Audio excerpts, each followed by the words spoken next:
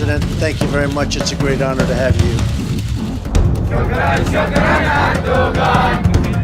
أردوغان ثاني أغنى سياسي في العالم. داعم لأردوغان. President Recep Tayyip Erdogan.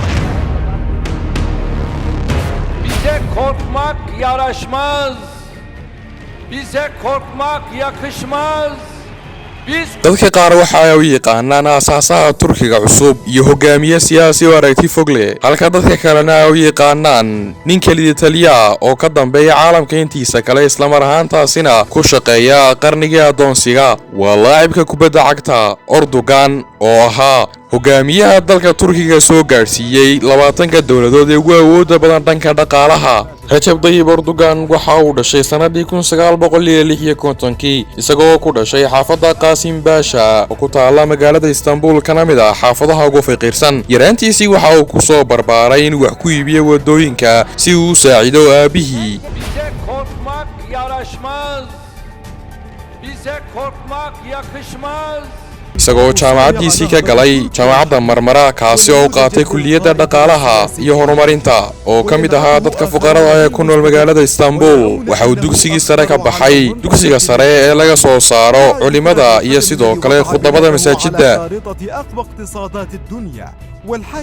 oo keentay in uu noqdo shakhsi koobsada laba mihnadood oo aad u muhiima barashada diinta islaamka iyo sidoo kale culumta dhaqaalaha ayaa keentay inuu Erdogan ka dhex socnaado dhigiisa waa hogaamiyaha mideynta shacabka Turkiga waa aasaasaha Turkiga cusub Recep Tayyip Erdogan marka laga yimaado inuu lahaa aragti ku dhisan hogaamiyenimo hal shay ayaa ka dhinaa taasi oo ahayd in aanu aqoonin qaabka la isu soo bandhigo balse waa uu ka heli doono mid ka mid ah garoomada kubadda cagta sanadii 1976 waxa loo soo bandhigay inuu ka mid noqdo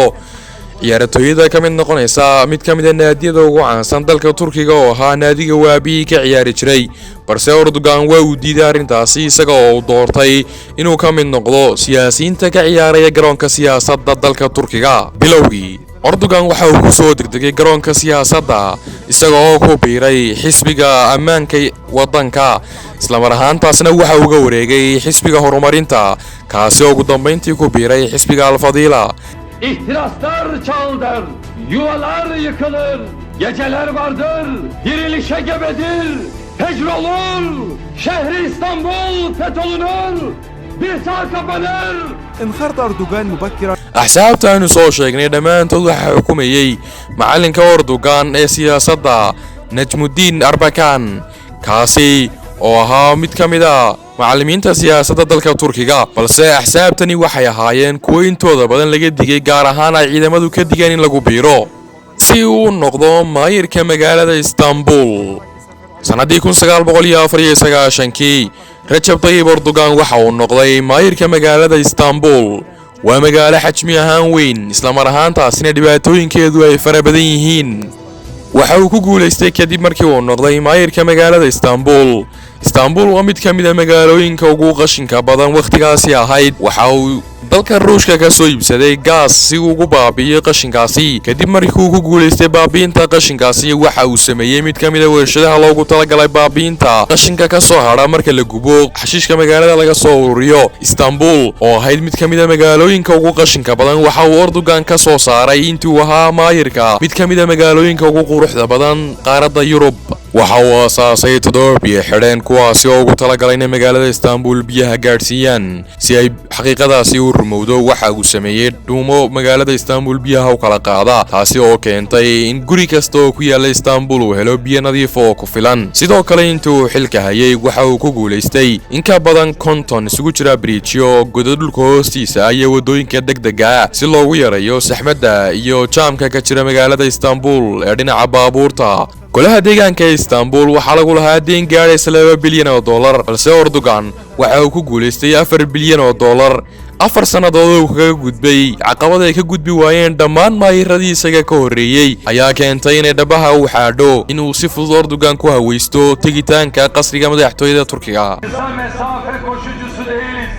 Bizim koşumuz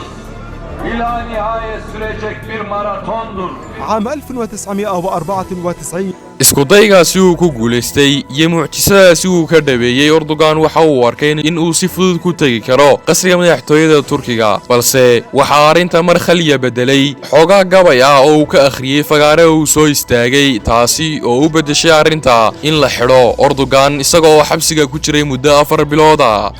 xarigiisa oo ahaa dhamaadkii sanadii 1997 waxa uu xidhnaa muddo ku siman 4 bilood isagoo amarkaasi ka yimi xukuumadii waqtigaasi talinaysay taasi oo ka dambeysay markii lagu qabsaday gabayga uu ka tiriyay goobta fagaaraha ee uu soo istaagay 4 bilood oo xidhnaa Erdogan waxa uu dib ugu noqday guulihii uu gaadhay iyo qorshihiisii waxa uu go'aansaday inuu ka gudbo deyrka uu ku jiro marka inuu ka hadlayo deyrka uu ku jiro Erdogan waxa uu go'aansaday markii uu soo baxay sanadii 1998 inuu ka hoos baxo garabka macalinkiisii Najmuddin Erbakan kaasi oo uu aasaasay xisbiga la magac baxay cadaaladda iyo horumarinta oo ah ilaa hadda xisbiga talada haya xisbi qorshaystay in aanu marnaba ku guul dareysan doorasho kasta oo galo Erdogan hadda waa hogaamiye qorshaystay inuu ka guul gaadho himiladiisa uu doonayay inuu ku qabsado qasriga madaxtooyada Turkiga sanadii 2002 Erdogan waxa uu ku guuleystay inuu noqdo ra'iisul wasaaraha dalka Turkiga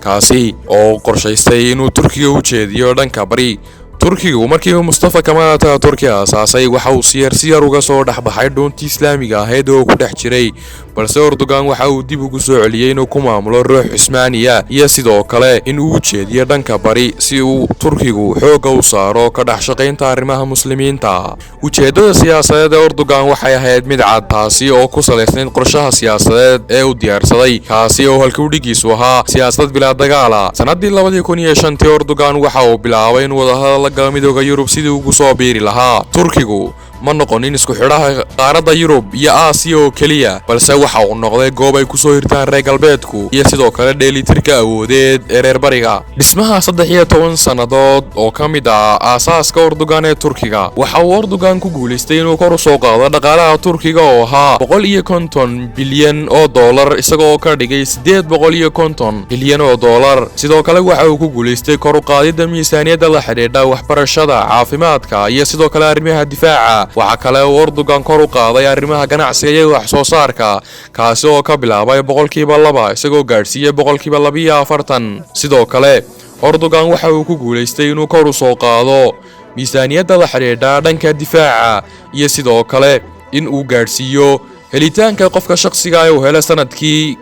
12,000 oo dollarka Mareykanka dhanka wax soo saarka waxa uu ka bilaabay 22 bilyan waxaana uu gaarsiiyay 150 bilyan oo dollarka Mareykanka isagoo sidoo kale kor u qaaday arrimaha difaaca sida aanu soo sheegnay Erdogan waxa kale oo uu ku guuleystay inuu bixiyo dhammaan deynihii lagu lahaa ee ku lahaa bangiga adduunku sidoo kale taabadelkeeda waxa uu ku guuleystay inuu sanduuqa lacagta adduunka uu dhigto lacag ka badan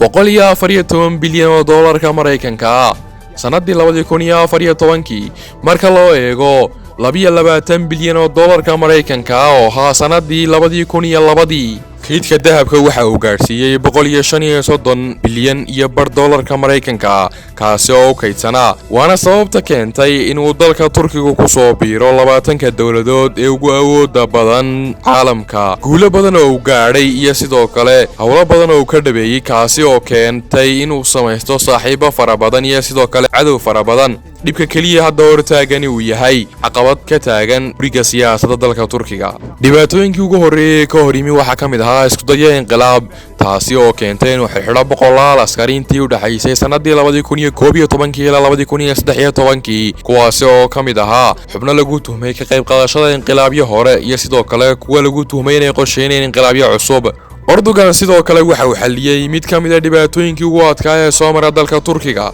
kaasi oo ahaa in uu soo xirageliyo qolyaha gooni-u-gooska Kurdiyiinta dalka Turkiga sanadii 2012 kuwaasi oo dagaal kula jiray xukuumadda Turkiga in ka badan 3 sanadood sameynta nabadgelyo gudaha iyo dibadda iyo guulaha uu ka gaadhay arrimaha siyaasadda saldhigga arrimaha dhaqaaluhu waxa uu keenay Erdogan inuu ka gaadho guulo fara badan balse xaaladdu sidaasi kuma sii sugnaanin waxaana siyar meesha uga baxay isku hadlayntii Erdogan ee ahayd guulaha uu gaadhay taasi oo ka bilaabantay in uu Turkigu siyar uga fogaado arrimaha Islaamka kadib markii ay bilaabmeen isku daygii kacdo wixii loogu magac daray kacdoonkii Carabta sanadii 2011 kuwaas oo ka bilaabmay wadamada Carabta qayb ka mid ah taasi oo keentay in mar kale uu khalkhalku ku soo noqdo dalka gudihiisa sanadii 2013 waxa soo cusboonaaday mudaharaado lagaga soo horjeedo xukuumadda Erdogan taasi oo ka dhacday bartamaha Istanbul iyo sidoo kale qayb ka mid ah dalka